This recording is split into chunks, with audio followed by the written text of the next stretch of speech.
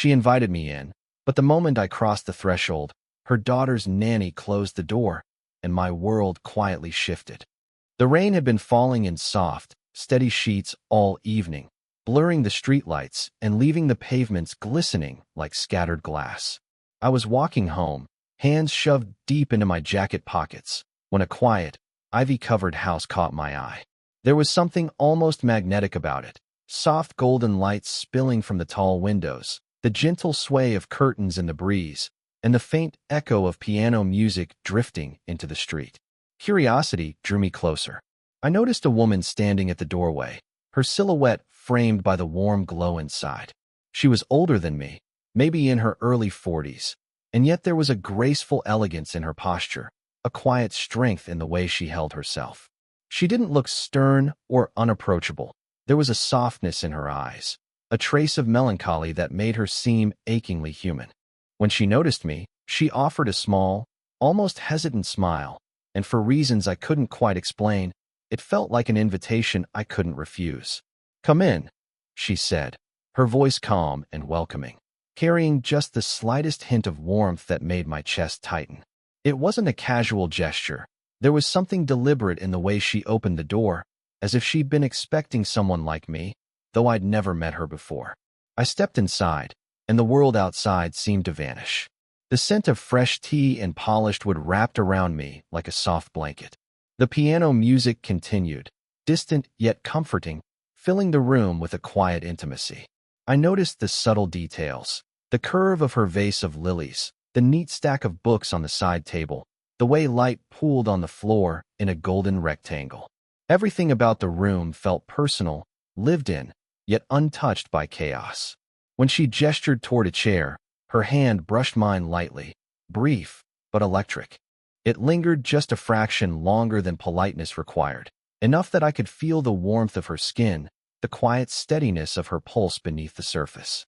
I swallowed, feeling a strange mix of excitement and hesitation. There was an unspoken question in her eyes, a gentle curiosity mirrored in my own. I realized then that the evening had shifted entirely. What began as a chance encounter in the rain had become a private, almost sacred space, shared between two strangers on the brink of something unspoken. There was no rush, no pressure, just the faint hum of life and music and possibility. And yet, as I was about to speak, the door clicked behind me. I turned slightly, and a younger woman appeared in the frame, calm, composed, and unmistakably vigilant. She smiled, but there was a firmness in the way she held the door, a subtle barrier that immediately reminded me that this world I'd stepped into had its own rules, its own guardians. In that moment, I realized that whatever this connection was, it wouldn't be easy, and somehow, that made it all the more compelling. This expanded version, I had just taken a cautious step into the sitting room, the warmth of the house wrapping around me like a soft, reassuring blanket. The widow smiled at me, that quiet, almost shy curve of her lips, and I felt the subtle pull of familiarity, even though we had only just met. For a heartbeat, it felt like I could finally cross the threshold into her world, step closer to the quiet intimacy that seemed to hang between us. And then the door clicked. I turned, startled, to see a younger woman standing there, firmly blocking the entryway. She was in her early 30s, composed, with an air of gentle authority that immediately demanded respect. Her eyes were sharp, attentive, but not unkind. She carried herself like someone used to protecting something precious, and suddenly, the warmth of the house felt partially cordoned off, filtered through her careful presence. "Sorry," she said softly, though her voice held a quiet firmness. "She's not usually ready for visitors." I felt a mix of frustration and hesitation. The widow's face, usually so composed, flickered with a trace of apology and something more, a hint of longing, perhaps, or regret. She didn't protest. Instead, she gave me a small, almost imperceptible nod, silently acknowledging my presence while respecting the invisible boundary that the nanny represented.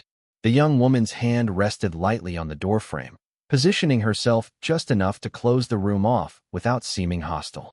I noticed the subtle details, the faint scent of lavender in her hair, the soft rustle of her blouse as she shifted weight from one foot to the other, the careful, almost protective tilt of her head. Everything about her presence reminded me that this wasn't just a home. It was a carefully curated world, one that I hadn't yet earned the right to enter fully. For a moment, time seemed suspended. The widow's eyes met mine across the space, warm and apologetic. I felt the tension coil inside me, a mix of curiosity, frustration, and something deeper, a pull toward her that I couldn't quite name yet. It was strange, subtle, and electric, like stepping on the edge of something forbidden yet tantalizing. I understand, I said finally, my voice steady despite the quickened beat of my heart. I offered a polite nod to the nanny, who returned it with a careful, measured glance. There was no animosity, only the quiet assertion of boundaries. Even as I felt a twinge of disappointment, I realized something important. The moment the door closed, it wasn't just an obstacle. It was a sign that this connection mattered.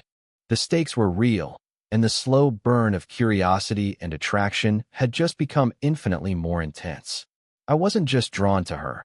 I was drawn into her life, into the protective layers that made her world both enchanting and inaccessible.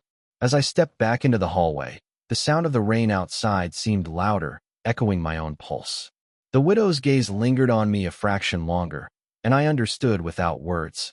This was only the beginning. Days passed, yet I couldn't shake the image of that warm, golden-lit house, or the quiet elegance of the widow who had invited me in. Each evening, the rain-slicked streets seemed to pull me in her direction, though I had no real reason to approach again. And yet, something about her presence had rooted itself in me, a quiet insistence that I couldn't ignore. I began to linger outside her garden gate, careful not to intrude, watching as she moved through her world with effortless grace. She tended to her flowers, the sunlight catching the gentle highlights in her hair, or paused by the window, a book held loosely in her hands. There was a rhythm to her movements, a subtle poetry that drew my eyes and held my attention. At first, our encounters were brief. She would notice me, and I would nod politely, a flicker of recognition passing between us. But gradually, our interactions deepened, not with words, but with gestures. She began leaving little signs of acknowledgement, a hand lightly resting on the gate when she opened it, a fleeting glance that held longer than politeness required. I felt the quiet thrill of connection in these small, intimate moments, as if the universe had allowed us brief proximity without breaking the protective spell that her household demanded. The daughter's nanny was always there, of course, but I began to notice subtle cracks in her vigilance. A momentary distraction, a soft smile, the way she would glance away at precisely the wrong, or right, time. It was in these brief windows that the widow and I could communicate silently. A nod, a quick smile, a heartbeat of recognition that belonged entirely to us. There was a strange intimacy in these stolen moments, a sense of knowing each other's rhythms without speaking. I began to understand her subtle cues, the way her hand lingered on the gate, the tilt of her head when she paused to observe me, the almost imperceptible softening of her shoulders when our eyes met. Each detail became a language of longing, delicate yet electric. The world outside her windows, sunlight glinting on leaves, the distant laughter of her daughter, the faint scent of roses in the air, seemed to exist just for these moments. Even standing at the edge of her garden, separated by wood and glass, I felt closer to her than I had to anyone in weeks. And in that distance, there was a quiet tension, a slow-building ache that made every encounter heavier with unspoken possibilities. I wanted to cross the threshold again, to hear the soft warmth of her voice in the kitchen, to feel the steady reassurance of her presence in the room. But the invisible boundary of her world remained firmly in place, a gentle reminder that meaningful connections often grow in patience and restraint. By the time I walked home each evening, the rain had stopped, leaving the streets glistening in gold and silver from the fading light. My chest would tighten with longing, and yet a quiet satisfaction lingered. In those fleeting glimpses through windows, we had found a way to connect, to communicate, and to begin the delicate dance that would slowly pull us together, without words, without crossing forbidden lines, yet entirely, irresistibly intimate. A few days later, an unexpected message arrived, an invitation that made my chest tighten with anticipation. The widow needed help with a small household task, something simple, she insisted, but enough to bring me back into her space. I hesitated at the doorstep, heart pounding, aware that this was no longer just a casual encounter outside the gate. This time, I would step fully into her world. The door opened before I could knock, and there she was, framed in the warm glow of the hallway. Her eyes held that same gentle curiosity as before, but there was something else now, an almost imperceptible vulnerability, a quiet invitation that stirred something in me I hadn't expected. The nanny hovered nearby, but her attention was momentarily elsewhere, attending to the daughter who played in the next room. Inside, the house was a sanctuary of comfort and subtle elegance. The scent of fresh flowers mingled with the faint aroma of baked bread, and the soft hum of a record spinning in the background created a delicate intimacy. I followed her to the living room, where a small pile of books and papers needed sorting. It was mundane work, but the closeness made every movement charged with unspoken tension. As we worked side by side, our hands occasionally brushed, light, almost accidental touches that sent a quiet thrill up my arm. One moment, I reached for a book at the same time she did. Our fingers lingered a heartbeat longer than necessary. I felt the warmth of her skin through the thin fabric of her sleeve, the softness of her hand moving beside mine. We exchanged a glance, silent acknowledgement, a spark of connection that needed no words. The widow spoke softly, asking questions about my life, my work, my small daily routines. Her tone was gentle, interested, and utterly sincere. I found myself revealing details I wouldn't normally share with a stranger. The little disappointments, the fleeting joys, the quiet dreams I had tucked away. There was trust here, a space carved out for honesty and vulnerability, and I sensed she felt it too. Even as we spoke, the nanny remained a subtle presence, close enough to remind us that boundaries existed, distant enough to allow our connection to breathe. Each glance, each touch, each soft word became a silent dance, a careful negotiation of intimacy that respected the limits of her home while building the quiet electricity between us. At one point, I reached to adjust a fallen book from the coffee table. She leaned closer to help, and our shoulders brushed. For a second, the world outside the room faded. The sound of the daughter's laughter, the distant hum of traffic, the ticking clock, all gone. There was only this small, shared space, the warmth of her presence, the subtle pull of proximity that made my chest tighten in the most unexpected way. By the time I left that evening, the rain had returned, tapping gently on the windows. Yet I didn't mind. Inside the house, a slow and quiet connection had begun to bloom, fragile but undeniable. And though nothing had been declared, nothing had been crossed, I knew with absolute certainty. The pull between us had deepened, and the boundaries of her world were slowly, but inexorably, starting to bend. A few evenings later, I found myself standing at the widow's gate again, though this time there was no rain to soften the air. The evening sky was a pale lavender, the kind that made everything feel suspended between day and night, quiet and possibility. She invited me into the garden, where a low bench rested beneath a blooming jasmine vine. The daughter's laughter echoed from inside the house, a distant reminder of the life unfolding around us, while the nanny lingered in the shadows, giving us space but remaining nearby enough to keep the balance. We sat side by side, the bench barely wide enough to separate us completely.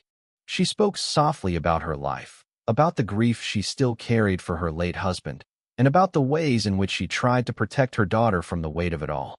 Her voice held no bitterness, only a quiet, aching honesty that made my chest tighten. I realized then how much she carried, not just in sorrow, but in love, responsibility, and resilience.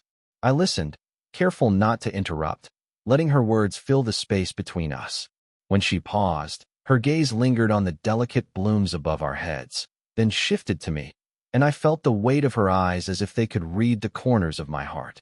I wanted to reach for her hand, but hesitated, uncertain, respectful, aware of both her world and the invisible boundary marked by the nanny. Then, slowly, almost imperceptibly, our hands met. Her palm was cool at first, then gradually warmed against mine, and I felt the subtle pulse of life beneath her skin. She didn't pull away, but neither did she squeeze. Our touch was a quiet, deliberate confession, a language of vulnerability spoken without words. For a moment, The garden seemed to exist only for us. The faint rustle of leaves, the soft scent of jasmine, the distant hum of life inside the house, all faded to background noise.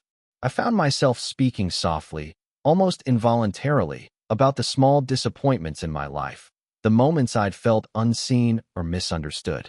And she listened, her head tilting slightly, her hand remaining over mine, offering reassurance without words. In her presence, I felt both safe and exposed, understood and challenged, as though she saw the best and the most uncertain parts of me simultaneously. There was a tension in the air, not urgent or desperate, but alive with possibility. A slow, steady pull, like a tide that had begun quietly but would not be denied. When she finally spoke again, it was with a soft smile, eyes glistening in the fading light. "You understand more than you realize," she said, and in that simple statement, I felt an entire world of connection unfold. We remained there for a while, side by side, hands touching, hearts quiet but fully aware. The nanny occasionally glanced our way from the doorway, but she never intruded. The moment was fragile, delicate, and entirely ours. In that silence, in the shared vulnerability, I understood something essential. That intimacy was not about grand gestures or declarations. It was about presence, trust, and the courage to meet someone in the quietest parts of themselves. By the time I left that night, the stars had begun to appear, soft pinpricks of light in the vast sky. I walked home with a quiet thrill in my chest, knowing that our connection had deepened in ways words could barely capture. And though the world outside awaited, inside the garden, in that brief, fragile moment, something profound had begun. The next afternoon, I returned to the house with a quiet sense of anticipation, but the atmosphere had shifted. The nanny was waiting in the hallway, her posture deliberate, her eyes assessing me with a mixture of curiosity and caution. There was no smile this time, only the calm assertion of someone determined to protect what she valued most. "Can we talk?" she asked, her voice gentle but firm, and I nodded. She led me into the sunlit hallway, where the warm glow of the room contrasted sharply with the tension in the air. There was a quiet gravity in her presence, an authority earned from years of responsibility, and I realized instantly that this conversation would determine whether I was allowed closer or kept at a polite distance. She began cautiously, expressing her concern for the daughter's well-being and her responsibility to shield the widow from disappointment or harm. "She's careful with her heart," the nanny said, "and she has reasons to be." Her gaze was steady, challenging, and I understood that my every word, every gesture, would be weighed with precision. I spoke honestly, with as much sincerity as I could summon. I told her why I came, what drew me to the widow, not the fascination of beauty or novelty, but the quiet integrity, the depth of her heart, the way she carried grief with grace. I described how I felt in her presence, the sense of calm and warmth, the pull that was gentle but persistent. I didn't exaggerate or plead. I simply offered the truth as clearly as I could. She listened, arms still lightly crossed, head tilted in that subtle, evaluative way, but I could see cracks forming in her composure. A brief nod here, a softening around the eyes there. She asked questions, probing gently, testing my intentions and my capacity for patience and understanding. I answered with honesty, aware that sincerity was my only leverage. At one point, she stepped closer, reducing the space between us without aggression. The faint scent of lavender lingered in the air, and I could hear the quiet heartbeat of my own resolve. She paused, and for a moment, our eyes met in silence. In that instant, there was no doubt that she was weighing not only my words but the subtle cues of my presence, my posture, the steadiness of my gaze, the respect I showed for boundaries. Finally, after what felt like hours but was only minutes, her expression softened completely. She gave a small, approving nod and allowed a faint smile to play at her lips. "I think she would be safe with you," she said quietly. The words were simple, but the weight behind them was profound. It was permission, acceptance, and a cautious blessing rolled into one. I exhaled, feeling a wave of relief, gratitude, and even a quiet joy. In that hallway, with the sunlight catching dust motes and the soft hum of the house around us, I realized that trust had been earned, not demanded, not assumed, but carefully, deliberately granted. When the widow appeared moments later, smiling warmly from the doorway, I felt the pull between us intensify. Not urgent, not reckless, but quietly electric. The obstacle that had loomed for so long had been transformed into affirmation. And in that fragile, human moment, I understood that slow-burn connection is built not on shortcuts or grand declarations, but on patience, honesty, and the courage to be fully seen. The afternoon sunlight spilled through the tall windows, pooling in golden rectangles across the polished wooden floor. The house felt alive yet peaceful, as if it had been waiting for this moment, a quiet, deliberate embrace of connection that had been building for weeks. I stepped inside, and for the first time, there was no tension, no hesitancy. The nanny was there, yes, but her guarded stance had softened entirely, replaced with an approving calm that welcomed my presence. The widow appeared in the kitchen doorway, smiling in a way that made the world feel just a little warmer. Her daughter played nearby, laughter spilling like sunlight across the room, and I realized how natural it felt to be part of this scene. It wasn't about romance alone. It was about becoming part of a family, quietly, respectfully, and with genuine affection. We gathered around the small dining table for tea. The scent of freshly baked scones mingled with the faint aroma of jasmine from the garden, and the clink of porcelain cups created a gentle rhythm, a soundtrack for intimacy and warmth.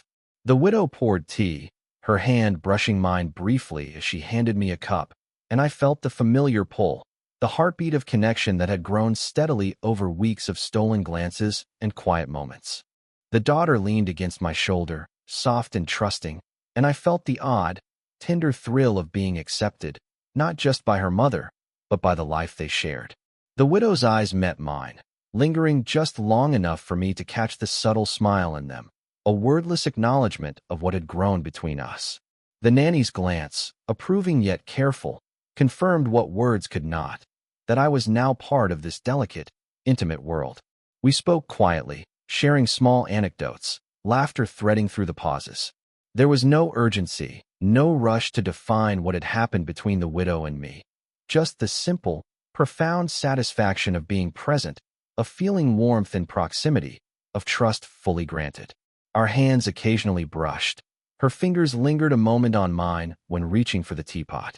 Each contact was deliberate, charged with a gentle tension that had been building since our first encounter at the gate. As the afternoon faded into early evening, the lights softened, casting a warm glow over the room. I realized that every boundary, every challenge, had led to this, the quiet culmination of slow-burn patience and shared vulnerability. The nanny, once a gentle barrier, had become part of the rhythm, part of the safety that allowed connection to flourish. Finally, as I rose to leave, the widow's hand rested lightly over mine. Her touch was tender, grounding, and I felt the steady pulse of her presence beneath my fingers. A quiet, mutual understanding passed between us, affection, trust, and something more, something that needed no words to define it. The daughter waved from her perch by the table, and the nanny gave a small, satisfied smile.